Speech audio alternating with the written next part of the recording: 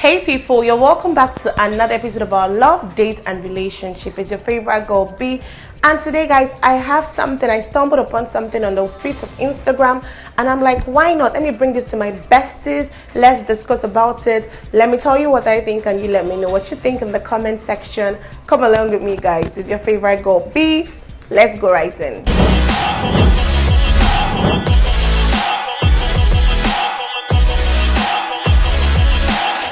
So all the time it's all about relationship, toxic friendship. We don't speak much about toxic parents from this part of the world, like from an African setting, because of course you're raised, you're groomed, you're all taught respect your parents. In fact, until some of us grew to a certain stage of understanding certain things, we never thought our parents were wrong. Like we would never have thought that our parents can do wrong in our eyes, because we always thought that, oh, they are like up there and you have to respect whatever they teach you, however they groom you. That's the best way for you to live your life. So it's very rare when I see people come out and talk about toxic parenthood. Like, I really applaud them, because for the courage it takes to do that from this part of the country. For example, when we're all in primary school, they'll say write an essay on your mother. Everybody comes to school and be like, my mom is the best cook, my mom is the best mother. Which people's mother are those ones that in NYC secretariat frustrating other people's children? So that's what I'm trying to talk about. Like, everybody always want to paint a picture that their parent, their dad, their mom, they're the best in the world. No one speaks about how the traumatic experience some of us may have experienced, how it shaped us to be adults that, you know, still need therapy, still need healing, still need unlearning and relearning of certain things we were taught while growing up. All right, let me read this story for you so you can understand where I'm coming from. So the writer is saying, this is not about love or relationship issue, but I still feel like I should put it out there. I feel suffocated. My anxiety is piling high and it's giving way to depression and nightmares that have become constant lately. My father is controlling. He's dictating my every life choices for me and it's making me sick. I'm not unfilial. I respect my father the way the holy books advise. He provides financial support for my education, for which I'm eternally grateful for. I'm in the university studying and I feel helpless. I will soon graduate, but I don't even have a mind of my own. He threatens to withdraw financial support all the time. I'm a content child, but what I get is not enough to save up anything tangible. He doesn't allow side hustles either, so he makes sure I'm solely dependent on him. He says that even when I start working, if I as much as challenge his bidding, he'd curse me and disown me. I'm not happy at all. I feel like I can relate to the character of Kambili in Purple Hibiscus. I don't have any real friends, so no social activities is allowed unless it's related to him. There are a lot of things, but I don't want to sound like I'm whining, and this is supposed to remain anonymous still. You can cut off and stay away from toxic friends and partners, but what about a toxic parent that breaks your wings and prevents you from flying? Has anyone ever skillfully survived a similar experience, or there is no escape? Okay, so for this particular writer, I'm going to come in from two perspectives, right?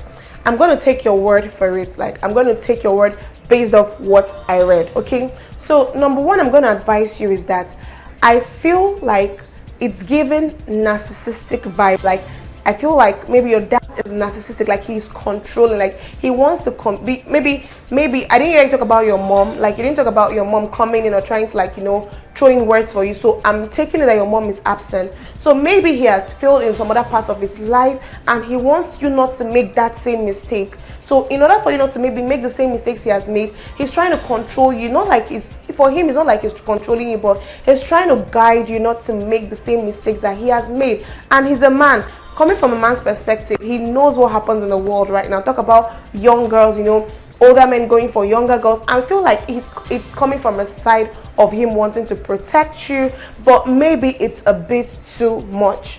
So all I'm going to advise you is that I don't see you trying to break free. You're in the university, right? So I'm trying to feel like, okay, you're just trying to live your best life. Like, you see how other kids are so free, you try to now compare it to your life. I feel like maybe growing up you wouldn't have seen this as an issue, but now that you're in the university, you're seeing different people, different people living their best life and how they relate with their parents, and you feel like, nah bruv, my dad is doing way too much, I need to be free, I need to explore. Number one, there's nothing really out there, like you're not missing on anything, trust me. That life they're living, it doesn't pay. Most of them do this stuff to even be able to like cater for themselves and provide for themselves because they lack the opportunity that you yourself now you have. So have a parent that's willing to sponsor you through any level of education is actually a blessing. So maybe some of them, the kind of lifestyle you're seeing now, you want to go to the club, you want to have friends, you want to party, you want to do all those things. To some extent, it's for your own safety, babes. There is nothing happening out there. But should this be not the reason why you're complaining about your freedom? Should this be like maybe living your best life is not the reason why you're complaining about your freedom? Like it's actually something more deeper. I'm going to tell you, since you're already in the university, right?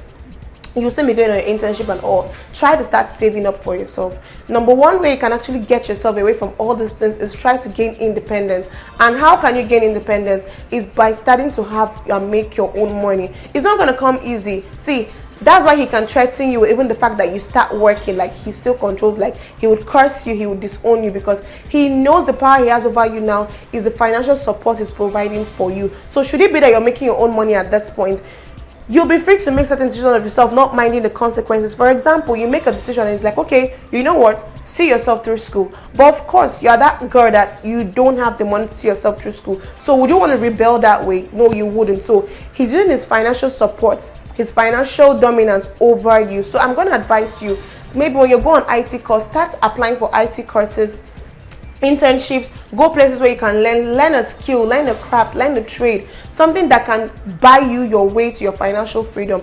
I feel like the moment you start to be financially responsible for yourself to some kind of way, you can be able to stand up for yourself, you can be able to take certain decisions, and you can be able to say, you know what, dad, regardless of whatever the outcome of whatever I'm doing right now is going to be, I'm going to be fine. I want to be fine. I want to be able to make my own life decisions without you lording up your financial dominance over me. I don't know if what I'm trying to say makes sense, but I just feel like that's one of the ways you can do to break free. And please go for therapy, keep taking care of yourself, say good words of affirmation over your life, because you're talking about having anxiety, depression, and nightmares. So do what makes you happy. You could be seeing movies, you could be reading novels, you could be talking to people. Try to find a way to escape while working towards your financial freedom. And with that, guys, we've come to the end of today's episode on this human angle story. Let me know what you think in the comment section. You can drop a word or two for the writer in the comment section, and she's going to read that. She's going to be grateful for your word of advice. All right, at this point,